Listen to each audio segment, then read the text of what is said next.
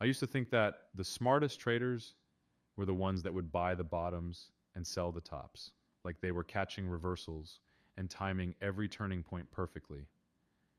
And because I believed that, I spent years trying to do the same thing. I was buying dips that kept on dipping, shorting tops that weren't actually tops, and convincing myself that I was just early instead of admitting I was wrong. I thought that by getting more practice, I was getting more skilled at spotting these trades and would eventually become profitable with them. But I was going nowhere. I was just getting used to trading the worst part of the chart, the areas where the price tempts you to predict, but then punishes you for it.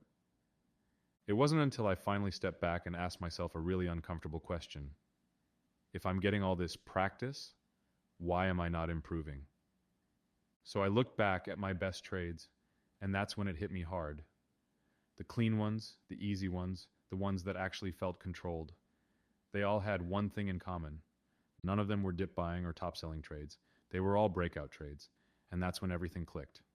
So in this video, I'm going to show you exactly why I stopped trying to call bottoms and tops altogether, and why breakouts became the only type of setup I trust. Before we begin, quick disclaimer. Nothing here is financial advice. I'm just showing you what's worked for me. If you use it, do it at your own risk and size properly. Let's get clear on what the difference is between breakout trades and dip buying or top selling trades, because they're the complete opposite of each other. The dip buying or top selling trades are the same type of trade, known as a mean reversion trade. Mean reversion is basically the idea that price has moved too far, and it should snap back.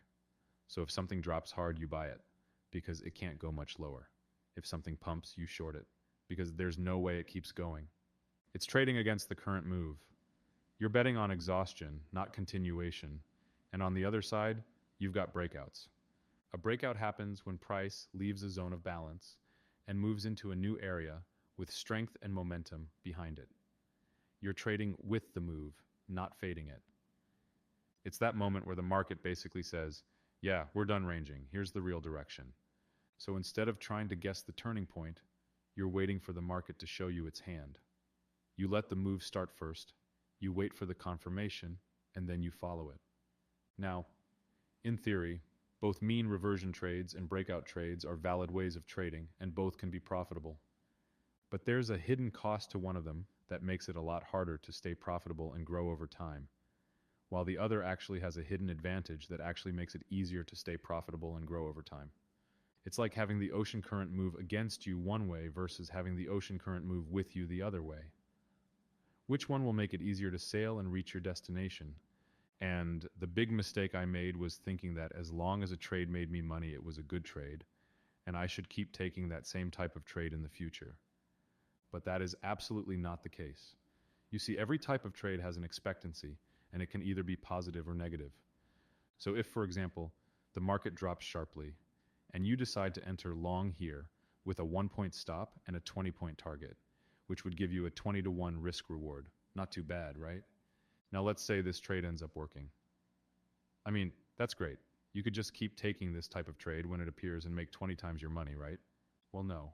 We know that if we take this type of trade every time it appears, it'll lose 99% of the time. That one occasional win is not enough to keep this type of trade afloat. So that means that this type of trade has a negative expectancy. If we were to take this type of trade every time it appeared, we would lose money. And we don't want to try to predict which one will be the winning one either, because that'll give us even less predictable results. So 20-to-1 risk reward dip buying trades are off the table, and we should never consider trading them, no matter how good they look. It's a bad type of trade since it's negative expectancy. Then we have neutral expectancy trades, which are trades that will not end in a profit or loss over time. The typical example of this is a trade with a 1-to-1 risk reward, where you just enter the market randomly. If you do this enough times, you'll have a 50% win rate. So you'll lose half your trades and win half your trades, but they'll balance each other out. Now, these types of trades aren't the worst because they don't actually damage your P&L, but they should still be avoided. You're not gaining anything from them profit-wise. Plus, you're spending time and energy to find them and trade them. So they're actually a net negative overall. Then, you have the positive expectancy trades. Now, this is a huge umbrella because it includes all trades that turn you a profit over time, But it doesn't mean we should trade all positive expectancy trades or systems either. Imagine having a system where you trade for 12 hours a day, where you grind constantly, and you only turn a very small profit at the end of it. Now, imagine a system that you trade for 1 hour a day where you have low involvement and you turn a substantial profit at the end of it. Both of these systems have a positive expectancy, but one is clearly better than the other. Not all trades, including positive expectancy trades, are created equal. And that's what was holding me back. I used to just take any setup that looked good at the time, without being aware of how it affected me long term. I'd have a mixed bag of great trades, good trades, neutral trades, and bad trades. Then I'd be confused when I'd get mixed results. But that was my input in the first place anyway. To actually get great results, we only need to take great trades and nothing else. I realized that most of what was dragging me down was mean reversion trades, which had a lower expectancy than breakout trades. So now I'm going to show you how to identify them while you're actually trading and how to execute them with precision for the best results. There are a lot of definitions of mean reversion trades and breakout trades, most of which are just vague and confusing. And I don't like vague and confusing. I want to make this as black and white and as mechanical as possible. So I have a very clean definition of what breakout trades and mean reversion trades are, and it involves supply and demand zones. If you're new to the channel, supply and demand zones are central to how I trade, with a strategy called the LCE method. I'll link some videos right now that you can watch later so you're up to speed with everything. But once we have our supply and demand levels ready, we want to wait for the price to enter a level. I never take trades outside of a level, as it's lower expectancy. I only trade from one supply and demand level to another. When the price is at a supply and demand level, we can take two trades. We will either move to the level above or the level below. The mean reversion trade would mean that the price returns to the level that it came from. In this case, the price came from the bottom level, so a mean reversion trade in this case would be going short and targeting the bottom level. A breakout trade means a break to the next level instead, and that would be going long targeting the upper level. So every single trade can either be classified as a breakout trade or a mean reversion trade.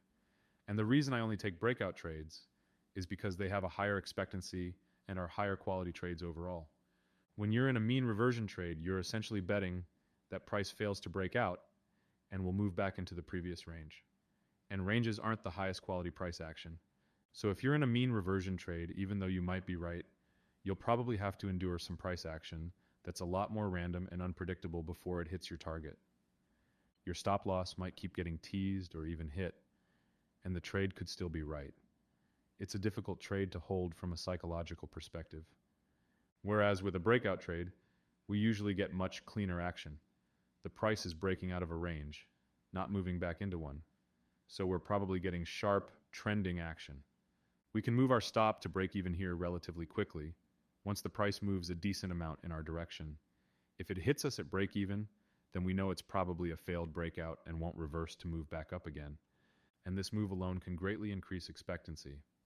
The only time we'll really lose is if the market moves against us immediately.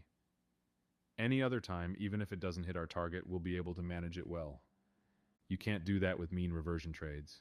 If you move your stop to break even, you'll get stopped out. You can't even trail your stop if you wanted to. That's just the anatomy of a mean reversion trade. It could be something that's profitable, but it comes with a hidden cost. But a breakout trade's anatomy is much cleaner. So that's why I only take breakout trades now. I want to only take the highest expectancy trades and eliminate the rest. Once I was able to identify what those were, my results shot up virtually overnight. The mediocre and bad trades were gone, and I was able to focus entirely on just clean breakouts. And if you want to learn how to trade this exact process in the real market, that's exactly what we do in my LCE Accelerator program. We run weekly group calls where we break down trades and keep your process clean. You'll also have a private one-on-one chat with me so you can get feedback or ask questions anytime. You'll get access to my supply and demand chart, the same one I use every day to trade this. And you'll be part of a private community of LCE traders who all trade the same system and hold each other accountable. So if you're interested, click the link below. And if this video helped you, be sure to like, subscribe, and turn on notifications. I'll see you in the next one.